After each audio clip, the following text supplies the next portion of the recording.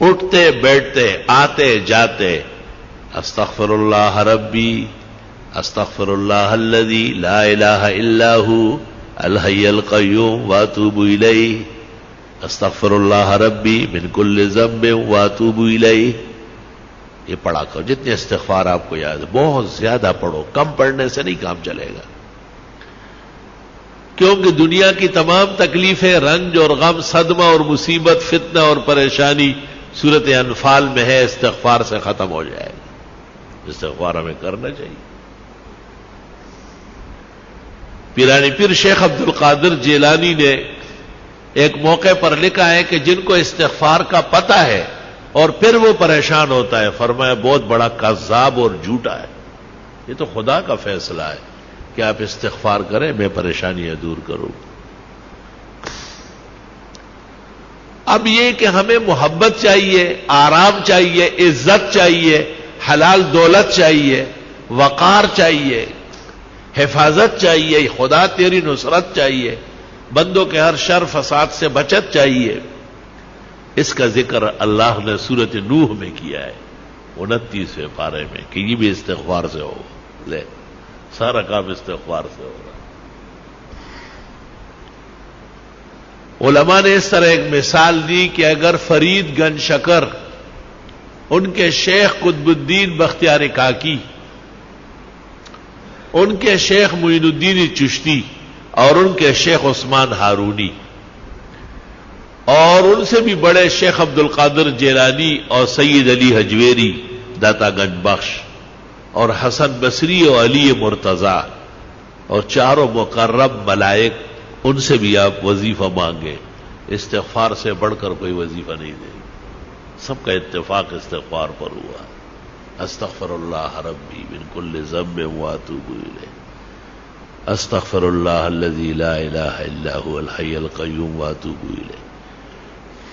اب ایک آدمی استغفار کر رہا ہے اور وہ فائدہ محسوس نہیں کرتا تو قرآن تو سچا ہے، ہمارا ایمان ہے، اس میں کوئی کمی ہے نا.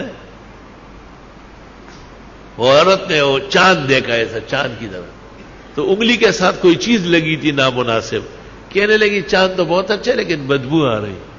تو بدبو تو آپ میں ہے، چاند میں تھوڑا ہی ہے.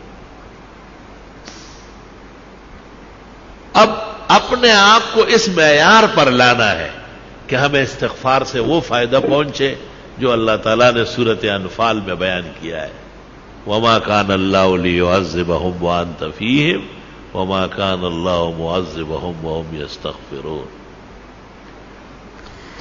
ایک ایسی نیکی اور ایسا عمل جو نبی کے برابر ہو یا نبی جیسی رحمتیں مل جائے، قرآن کی اس آیت میں ہے جو میں نے پڑھی کہ وہ استغفار کا عمل. یا تو نبی کی وجہ سے بچت ہے یا استغفار سے بچت. خوب استغفار کیا گیا. بعض راتیں مناؤ باقاعدہ، بعض اوقات منا لو کہ بھئی میں سحری میں اٹھوں گا اور سورج نکلنے تک استغفار کروں گا، اور میں جمعے کی نماز کے لیے 2 گھنٹے پہلے آؤں گا، سورۃ کاف پڑھوں گا، 100 مرتبہ درود ابراہیمی پڑھوں گا، بس پھر جمعے تک استغفار کروں گا. جمعے میں اتنا ٹائم نہیں ہے، چلو عصر سے مغرب صحیح ہے، مغرب سے عشاء تک کچھ تو ادھر کنڈے زویا سوخو بویا، کچھ تو کرے آپ، اپنے آپ کو ذرا قیمتی بنائے. جتنی خوشیاں چاہیے، جتنے آرام اور راحت چاہیے، جتنی عزت چاہیے، اللہ تعالیٰ سورۃ نوح میں فرماتے ہیں فَقُلْتُ اسْتَغْفِرُوا رَبَّكُمْ، استغفار کرو وہ مل جائے گا، سب عطا ہو جائے گا. ہمیں بھی دعاؤں میں یاد رکھو، دینی مدرسوں کو بھی، طلباء کو بھی، اور یہ موجودہ پریشانیوں کو بھی، اور استغفار کی کثرت کرو. راتوں کو بستر پر جاتے وقت 33 دفعہ سبحان اللہ، 33 مرتبہ الحمدللہ، 34 مرتبہ اللہ اکبر پڑھا کرو. آج ہی بخاری شریف میں آ رہا تھا کہ حضرت فاطمہ آئی اور ام المومنین عائشہ کو کہا کہ حضرت غلام بانٹ رہے ہیں، مجھے بھی کوئی نوکرانی دے دے. جب حضرت آئے بتایا، انہوں نے کچھ کہے بغیر ان کے گھر گئے اور ان کو کہا بس رات کو یہ پڑھا کرو 33 مرتبہ سبحان اللہ، 33 مرتبہ الحمدللہ، 34 مرتبہ اللہ اکبر. یہ دنیا بھر کے غلام کنیز آرام و راحت سے بہتر ہے. تسبیحات دائیں ہاتھ سے پڑھا کرو، بائیں ہاتھ سے اسلام میں کوئی تسبیح نہیں ہے. جو مسئلہ نہیں جانتے ان کو بتانا ضروری ہے، جو جاننے کے بعد بھی نہ مانے اللہ ان کو ہدایت کی توفیق دے. آپ کا کام اور ہمارا کام خیر آگے بڑھانا ہے، خیر منوانا ہماری ذمہ داری نہیں ہے. اللہ نے نبی کو کہا ہے انما علیک البلاغ وعلینا الحساب، آپ پہنچائیں، حساب میں خود کروں. تسبیحات جس طرح نمازوں کے بعد ہے اس سے زیادہ ضروری رات کو سوتے وقت ہے. بہتر ہے کہ باوضو ہو، بہتر ہے کہ پاک کپڑے پاک جسم ہو، بہتر ہے کہ بستر بھی صاف ستھرا پاک ہو، سفید پاک چادر بچھاؤ اس پر.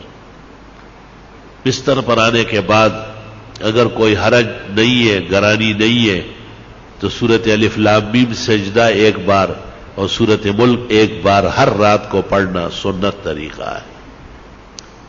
قیامت کے دن شفاعت آسانی سے نصیب ہو جائے گی. قیامت کے دن کی تپش نہیں دیکھے گا، محسوس بھی نہیں کرے گا. لوگوں سے پوچھے گا کہ وہ قیامت کہاں ہے، وہ تکلیف کدھر ہے. فرشتے کہیں گے چل چل الف لام میم سجدہ اور سورہ ملک جو پڑھتے ہیں ان کو نہ قبر میں عذاب ہوتا ہے نہ میدان حشر میں ہوتا ہے. یا رب تیری کتنی عنایات و احسانات.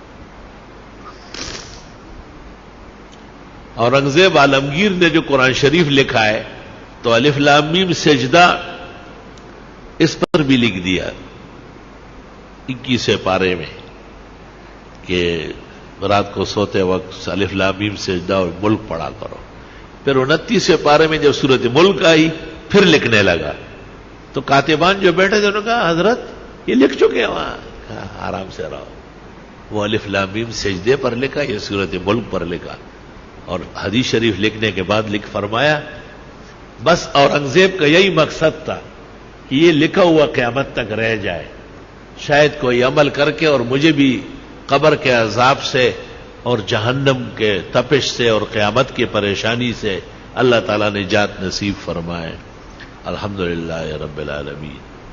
اللہم صلی وسلم علی النبی وعلی آلہ واصحابہ.